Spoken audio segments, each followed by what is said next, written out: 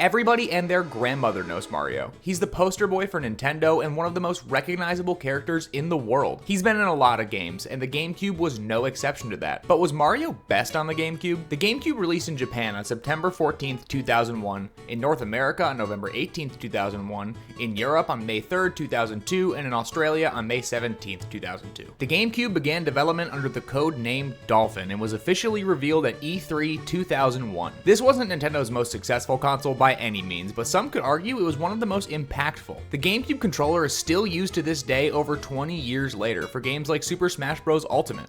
I'd like to see someone try and use the N64 controller for Smash Bros. In 2024. Mario had a collection of games released for the GameCube, and fans look back at this as one of the best times to be a Mario fan. And even though some of these games weren't Mario games, they still fit under the broader Mario umbrella. Luigi's Mansion was one of the launch titles for the GameCube, and it went on to spawn some notable sequels. This was the spiritual successor to Mario is Missing, which existed, and that's all I have to say about that game. Creeping around a haunted mansion, catching ghosts in a vacuum cleaner, and collecting money was so simple yet so fun. It really showed off the power jump from the N64 to the GameCube, and it was a great idea for a launch title because it wasn't an intense game, but still super fun to play. Now, this game was not void of flaws. Some people, including myself, felt the gameplay got really repetitive and the puzzles were pretty annoying throughout the game. This game did a great job showing the power jump from the N64 to the GameCube. These graphics were mind-blowing, especially when you compare it to games on the N64. Now, the next game is a sequel to an N64 game, and it wasn't really a Mario game either, but I would feel wrong not including it. Super Smash Bros. Melee released shortly after the launch of the GameCube on December 3rd, 2001 in North America,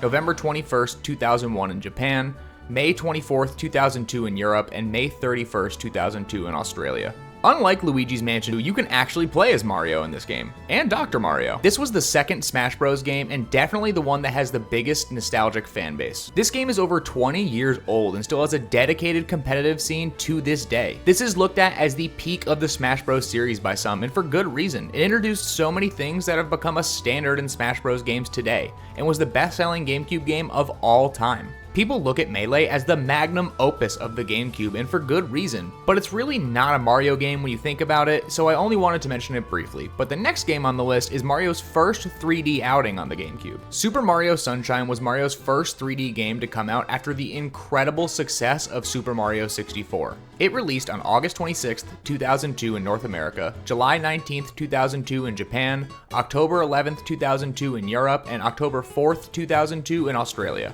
Sunshine is oozing with personality, and one of the best parts about it was Isle Delfino. It was such an interesting area, and the overworld was brimming with life when you compare it to the cold, empty castle of Mario 64. This game had FLUDD as its new mechanic, which is a little backpack that shoots water out to help you move around the map. This allowed Mario to rocket forward, jetpack up, and glide around the map in ways that weren't possible in other Mario games. With the help of FLUDD, you go around cleaning up Isle Delfino and doing all of the typical Mario antics of jumping on things and collecting coins. Unlike Mario 64, this game feels really dated when you go back to play it though. Even on the Switch in Mario 3D All-Stars, the game still feels clunky, and a lot of the challenges in the game are more so fighting the controls and camera than anything else. That only really matters though if you're trying to 100% the game. It's still a lot of fun if you're just trying to play it for the base playthrough. It's such an interesting take on the 3D Mario series, and I believe it's one of the most underrated Mario games of all time. People weren't expecting this to be the successor to Mario 64, and I can tell why. It was kind of out of left field for Mario games, but I think it's still an incredible game, and I love how the FLUDD mechanics enhance the gameplay so well. All of the different locations that you explore are so full of life and color, it's great to see.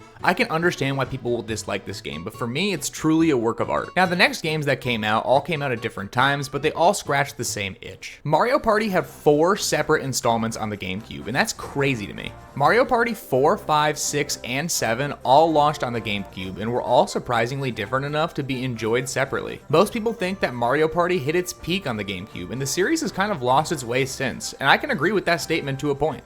Mario Party is a weird take on a board game as a video game, and it hasn't been replicated well by any other company since. Mario Party on the GameCube offered so many new modes and great gimmicks that made this game series really pop off on the console. It's no wonder why they released 4 separate games on this console to bring as many fans to the series as possible. In my opinion, the best Mario Party game on the console was Mario Party 6 because the day and night cycle gimmick was just perfect. But all 4 Mario Party games were individually really fun. You're never gonna have a bad time picking any of them up, and some of the best boards in the entire series came out of this era of Mario Party, and it seems like Nintendo has lost the ability to replicate how good these games were. Some of the best minigames in the series all had their debut on the GameCube, like Lift Leapers, Pokey Punch-Out, and Pixel Perfect. It's no wonder why people will pay top dollar for any of these games to this day. Mario Party Superstars even has a minigame option to only play GameCube minigames. Needless to say, all of the Mario Party games on the GameCube are 100% worth your time. People will also argue that Mario Sports hit its peak on the GameCube as well. Mario Golf Toadstool Tour released in North America on July 28, 2003,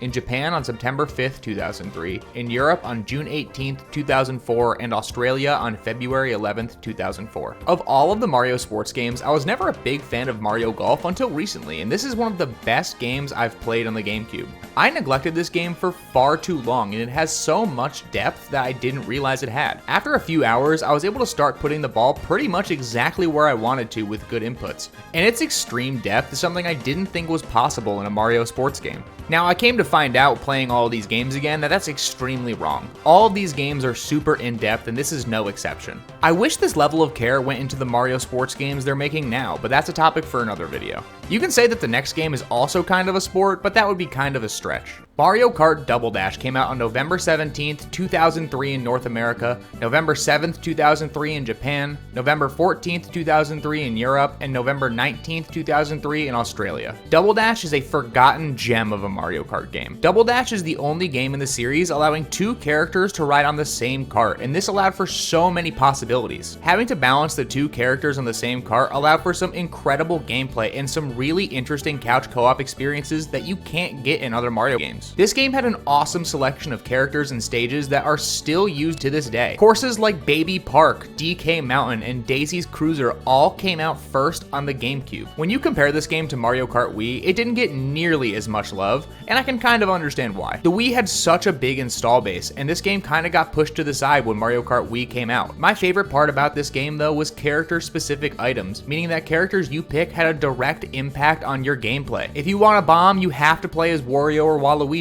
and that is an interesting mechanic. Ultimately, I think that Double Dash is the most slept-on game in the entire series, and I wish that more Mario Karts would offer a Double Dash mode as an option.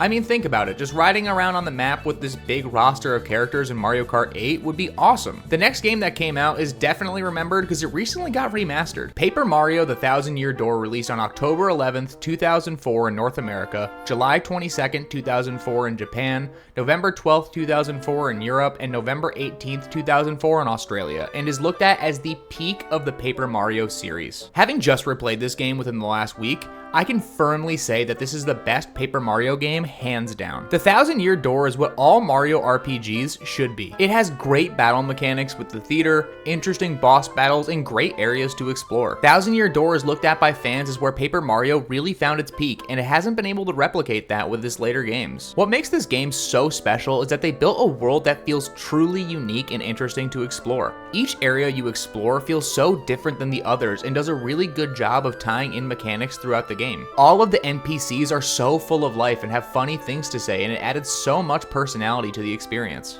All of the partners throughout the game are so interesting and play differently, and it allows for so much depth of gameplay. With just getting ported to the Switch and having a surge in popularity, it's no wonder why people look at this as the best Mario RPG of all time. Now, Mario's last couple of games for the GameCube were all sports related and highlighted how good Mario Sports actually used to be. Mario Power Tennis released on November 8th, 2004 in North America, October 28th, 2004 in Japan, February 25th, 2005 in Europe, and Australia. Now, this is my least favorite Mario Sports game on the GameCube, but it's definitely not bad by any means. It is leaps and bounds better than the other Mario Tennis games that came after it. And just like all of the other Mario Sports games on the GameCube, it had a great level of depth. This game had a pretty good roster of characters and courts available and was super easy to pick up and start playing. This game had a great variety of game modes, and Power Shots added such a good layer of depth to the game, which I believe was one of the things that made this game the most fun. This is a Mario Sports game, so it's usually meant to be played with a group of people, so if you're playing this by yourself, it does lack a good amount of content, but the single player experience experience is still fun to play on its own. Now, the next Mario sports game has a dedicated competitive scene that I didn't expect to be as popular as it is. Mario Superstar Baseball came out on August 29th, 2005 in North America, July 21st, 2005 in Japan and Europe, and on November 3rd, 2005 in Australia.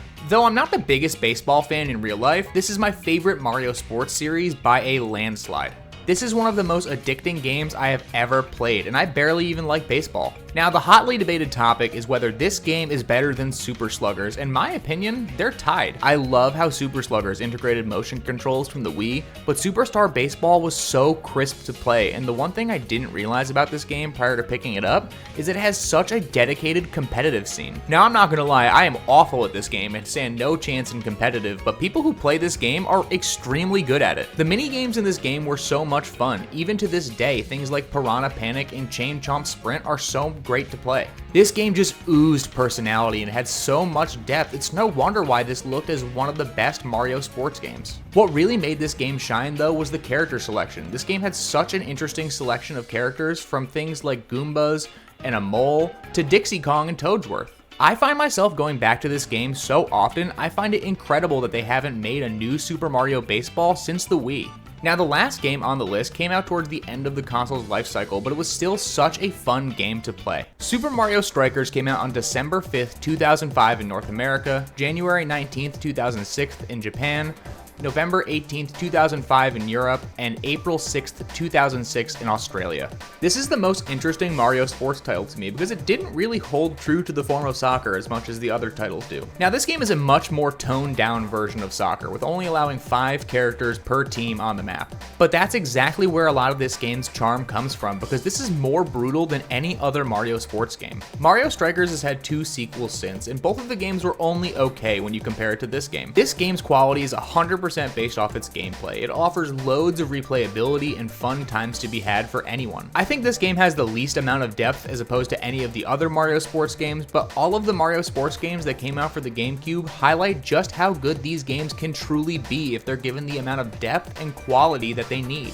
It really shows me how neglected these series have been when I go back and replay them now. But ultimately, Mario had a lot of games come out on the GameCube, and even though some of the games weren't necessarily just Mario games, and there was no 2D Mario whatsoever, he had a really good run on the GameCube. My only real complaint is I wish that there was at least one 2D Mario game for the GameCube, but I can understand why that was skipped on this generation, especially with the lackluster sales of the GameCube as a whole. Mario on the GameCube did things that to this day Nintendo has been struggling to replicate, and I believe that it was one of the strongest areas of Mario as a whole. But what do you think? What was the best time to play Mario? Let me know in the comments, and if you made it this far in the video, I just wanted to say thank you for watching. I hope that you and your family have an incredible rest of your day, and if you liked anything you saw here, please consider subscribing.